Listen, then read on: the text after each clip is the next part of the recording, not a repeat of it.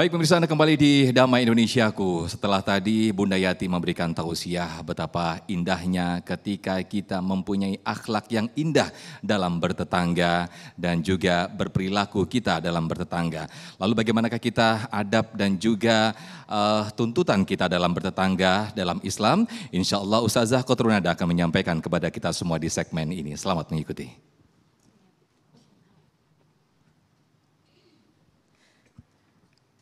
Bismillahirrahmanirrahim. Assalamualaikum warahmatullahi wabarakatuh.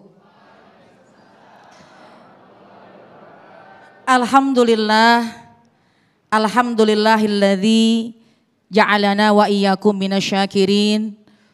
Wassalatu wassalamu ala sayyidina Muhammadin wa ala alihi wa ashabihi ajma'in, amma ba'du.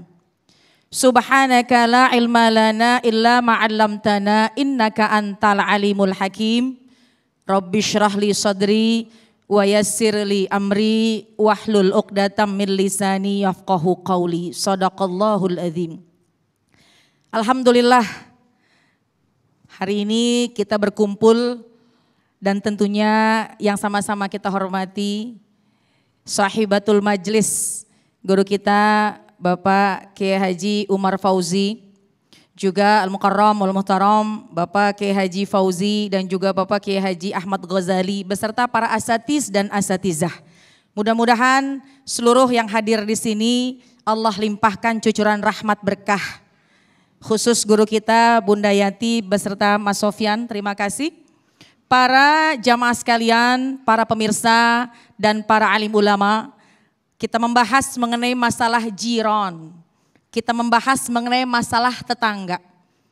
Pembahasan sebelumnya sudah disampaikan oleh Bunda Yati bahwa kita tinggal tidak bisa lepas dari yang namanya tetangga.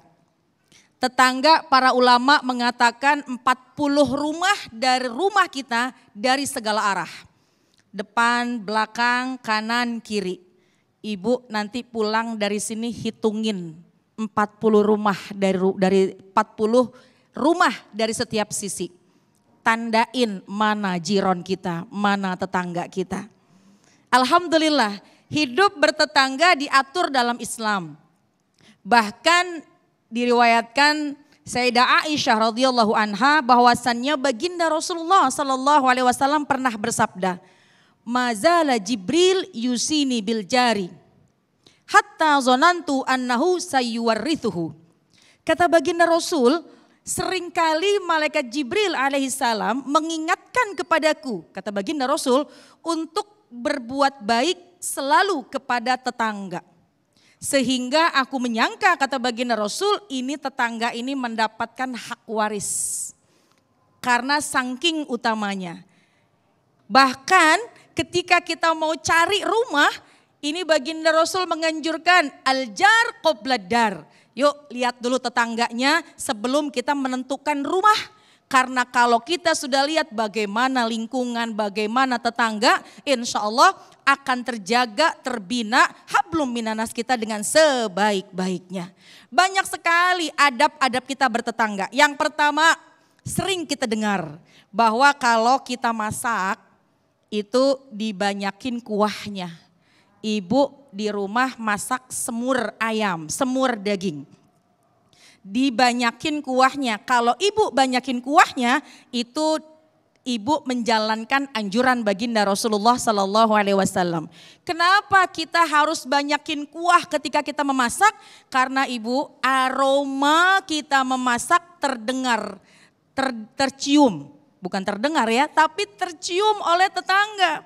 Ketika kita lagi masak semur, tetangga mencium aroma, ya Allah tetangga lagi bikin semur.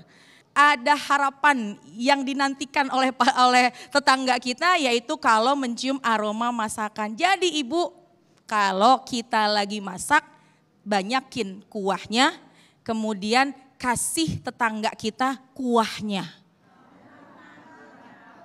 Saya belum selesai ngomong. Kuahnya diberi, ajak juga kentangnya, dagingnya. Masya Allah ketika diberikan ke tetangga, tetangga gembira, tetangga doain, ya Allah seneng banget emang lagi kepengenan punya makan semur. Mudah-mudahan rezekinya tambah berkah, Masya Allah. Jadi yang pertama ini hal yang sangat sepele.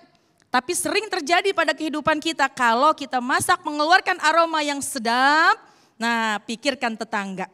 Yang kedua, apa yang harus kita lakukan? Ini juga terkadang banyak orang yang menyepelekannya. Memang haknya yang punya rumah, hak kita ketika kita membangun rumah. Karena tanah-tanah kita, rumah-rumah kita. Tapi juga jangan sampai kita punya sifat egois. Artinya apa? Membangun rumah yang menutup jalan.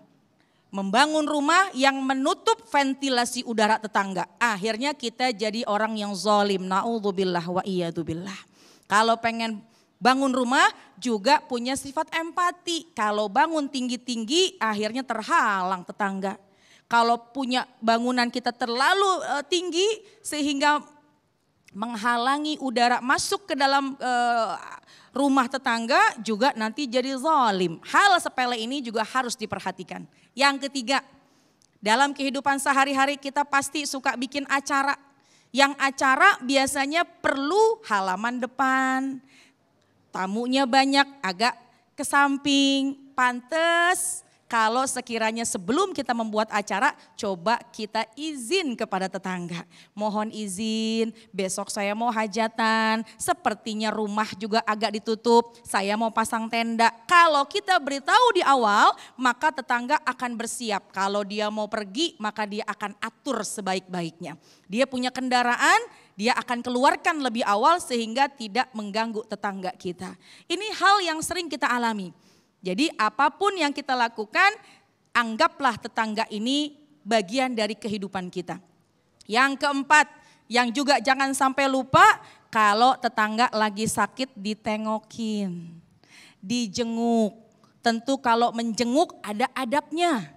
Niatnya sih menjenguk, alhamdulillah, bawa makanan ala kadarnya. Cuma karena tetangga kita tahu dia penyakitnya darah tinggi, ibu jangan kirimin makanan yang tinggi garamnya.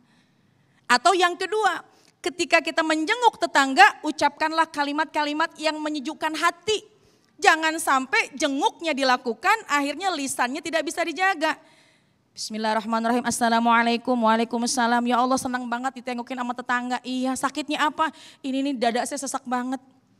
Jangan sampai lisan kita tidak bisa dijaga. 2 minggu lalu saudara saya nyesek begini, gak lama nih kayaknya. Nah, hal-hal semacam itu juga harus kita jaga. Meskipun kita langkahkan kaki, kita bawa makanan untuk menyenangkan menyenangkan pasangan, menyenangkan tetangga, maka juga harus dijaga bagaimana kalimat-kalimat thayyibah yang keluar. Insya Allah terjalinlah hablum minan nas, dan yang paling utama sering, suka, senang dalam tolong menolong. Insya Allah terjalin hablum minan nas yang baik antar tetangga. Insya Allah. Amin ya rabbal alamin. Wallahu a'lam bishawab. Masya Allah, luar biasa sekali tausiah yang disampaikan oleh Ustazah kita, Ustazah Qotrunada. Betapa ketika kita memberikan sesuatu yang indah kepada tetangga kita, baik itu berupa masakan, baik itu berupa sesuatu yang disenangi oleh tetangga kita, maka tidak yang disangka-sangka, ada aliran-aliran doa yang diberikan kepada kita semua. Justru ada dampak-dampak indah atau dampak-dampak positif yang mengalir ke diri kita. Nah pemirsa, di segmen 3 dan juga 4 nanti, saya yakin banyak pertanyaan-pertanyaan mengenai tema besar kita, etika bertetangga dalam Islam. Tetaplah di Damai Indonesiaku. Usai jeda, kami akan kembali.